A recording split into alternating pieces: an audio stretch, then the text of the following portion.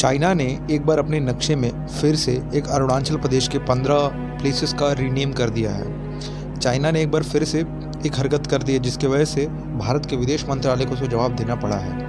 यह दूसरी बार हुआ है जब चाइना ने अरुणाचल प्रदेश के स्थानों के नाम बदल दिए हैं। बहुत पहले 2017 में चीन ने 6 स्थानों के नाम बदले थे। आज से लगभग 3-4 साल पहले नए सीमा कानून को लागू करने से ठीक 2 दिन पहले नामों का नाम बदलना आता है। अभी 1 जनवरी से चाइना का एक नया नियम लागू होने वाला, नया सीमा कानून, वो नया बॉर्डर लॉ ले आ रहा है, उसको लागू भी करेगा। चीनी सरकार ने अपने एक नक्शे को पब्लिश करते हुए अरुणाचल प्रदेश के 15 स्थानों का नाम बदल दिया है और ये दूसरी बार हुआ है जब चीन ने अरुणाचल प्रदेश के स्थानों को नाम बदला है। सबसे पहले तो आप एक चीज़ को ये समझ लीजिए, चीन भारत सहित 14 देशों के साथ अपनी 22,457 किलोमीटर की अपनी ज़मीन को शेयर करता है। ठीक है, चीन द्वारा नया सीमा कानून लागू करने से 2 दिन पहले चीनी सरकार ने अपने नक्शे में अरुणाचल प्रदेश के 15 स्थानों का नेम को रीनेम कर दिया। चीन के नागरिक मामलों के मंत्रालय ने एक बयान में कहा है कि उनके पास अरुणाचल प्रदेश में 15 स्थानों के लिए मानकीकृत नाम है जिनका उपयोग चीनी मानचित्र पर किया जाएगा। अरुणाचल प्रदेश हमेशा भारत का अभिन्न अंग रहा है। मैं ये हर बार उनको समझाने की कोशिश करता हूँ, हर अपने वीडियो में इस चीज़ को कहता हूँ कि भारत का अभिन्न अंग है। सिक्किम भी भारत का अभिन्न अंग है। आप वहाँ भी कुछ ना कुछ कर रहे हैं, वहाँ भी रीनेम करने की कोशिश कर रहे हैं। आप तिब्बत वाले इलाके से आ रहे हैं, वहाँ भी आप कुछ ना कुछ कर रहे हैं। अरुणाचल प्रदेश हमेशा भारत का अभिन्न अंग रहा है और हमेशा रहेगा। अरुणाचल प्रदेश में स्थानों को आविष्कृत नाम सौंपने से यह तथ्य नहीं बदल सकता। ये मैं नहीं कह रहा हूँ, ये भारत का विदेश मंत्रालय कह रहा है। भारत के विदेश मंत्रालय ने रिपोर्ट्स पर कहा है कि चीन ने अरुणाचल प्रदेश में कुछ स्थानों का नाम अपनी भाषा पर रख दिया है। यह दूसरी बार है जब चीन ने अरुणाचल प्रदेश के स्थानों के नाम बदल दिए हैं। बहुत पहले 2017 में चीन ने 6 स्थानों के नाम बदले दिए थे।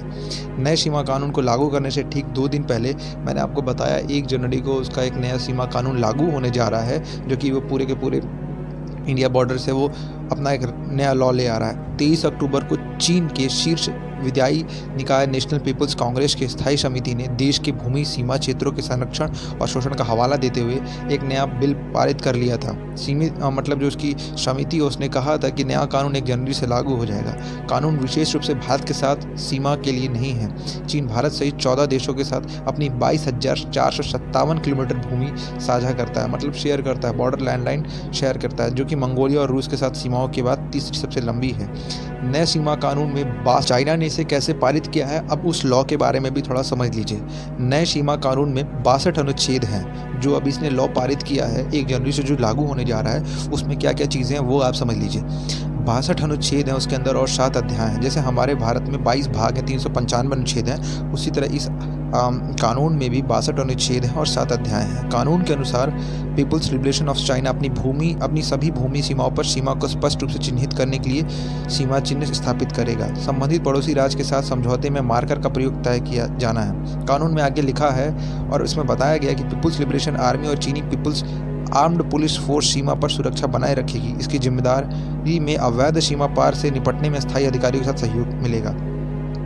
ये सारी चीज़ें तो ठीक है, चाइना की अपने वो जो भी बॉर्डर लॉ ले आ रहा है वो तो उसका खुद का इंटरनल मैटर है, उसमें भारत का कोई भी उनको नहीं कह सकता है। लेकिन भारत का दावा ये है कि चीन पूर्वी लद्दाख की सीमा से लगे अक्साई चीन में भारत के साथ लगभग 38,000 वर्ग किलोमीटर क्षेत्र पर अवैध रूप से कब्जा कर रहा है। पाकिस्तान ने 1963 में चीन को उसके द्वारा अवैध रूप से कब्जे किए लेने भारतीय क्षेत्र से लगभग 5,180 वर्ग किलोमीटर को सौंप दिया था। भारत और चीन पिछले 20 महीनों से सीमा विवाद में लगे हुए हैं और मुद्दे को सुलझाने के लिए कूटनीतिक और सैन्य बातचीत जारी है, लेकिन अभी तक कोई इसका रिजल्ट नहीं आ पाया। चाइना को ये चीज़ समझनी चाहिए, भारत का अभिन्न अंग अरुणाचल प्रदेश है। अरुणाचल प्रदेश में हमारे यूपी में जिस तरह कल्चर है, हमारे बिहार में जिस तरह कल्चर है, हमारे दिल्ली में जैसे हमारे इन सारे एरियाज़ में जो कल्चर है वही कल्चर वहाँ भी है। चाइना वहाँ पे चाइनीज़ नहीं बोला जाता, वहाँ पे इंडियन भाषा बोला जाता है, हिंदी भाषा बोला जाता है, इंग्लिश भाषा बोला जाता है, ये सारी चीज़ें होती हैं। वहाँ पे चाइनीज़ कोई भी ऐसा कुछ नहीं है, लेकिन फिर भी चाइना उस चीज़ को रीनेम कर रहा है और चाइना उसको अपने अंग में शामिल करना चाहता है। ये जोर जबरदस्ती नहीं चलेगी।